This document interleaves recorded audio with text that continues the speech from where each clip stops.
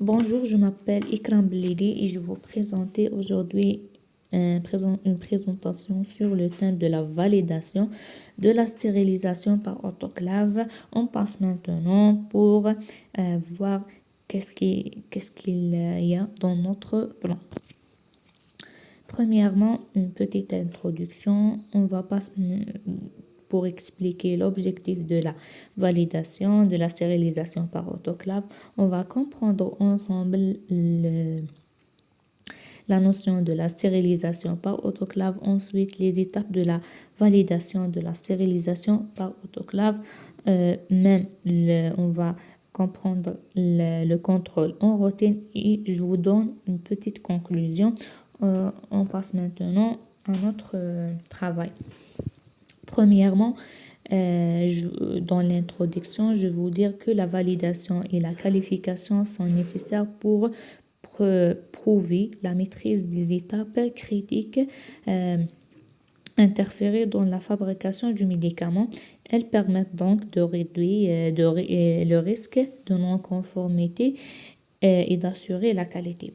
Donc, la fabrication des médicaments stériles requiert une attention particulière en termes de qualité, en revue de la sécurité de l'utilisateur, bien sûr.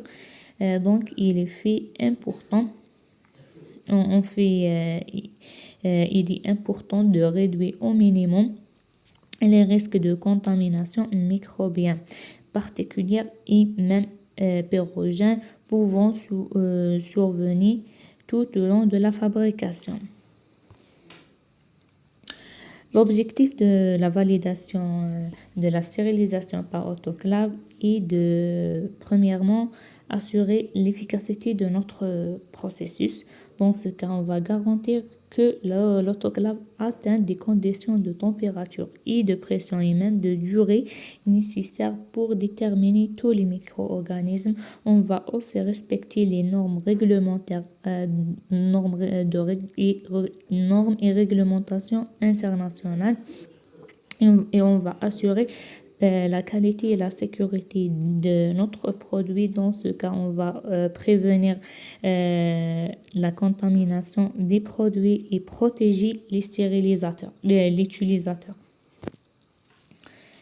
Qu'est-ce que ça veut dire par la stérilisation par autoclave? Donc, il s'agit d'un processus qui consiste à exposer les produits à de la chaleur et même à la pression. Dans ce cadre, le cycle de stérilisation peut être considéré comme le cœur de l'opération. Cette méthode de stérilisation utilise la vapeur d'eau à haute température et sous pression pour éliminer tous les micro-organismes présents sur les instruments et autres produits. L'efficacité de ce procédé réside dans la capacité de la vapeur à pénétrer dans tous les recoins des objets, assurer ainsi une stérilisation complète.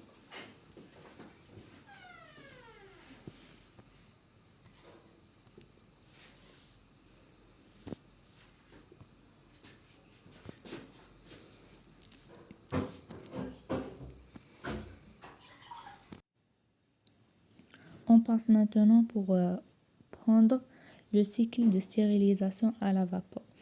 Les différentes phases d'un cycle de stérilisation comprendre chacun a une nécessité de précis et d'aider en fonction de chaque type de charge, sa géométrie, ses matériaux et même ses emballages.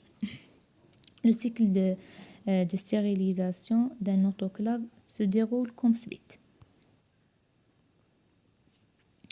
Première phase, c'est la phase de pré-traitement. Cette phase préconditionne la charge avant l'étape suivante de stérilisation.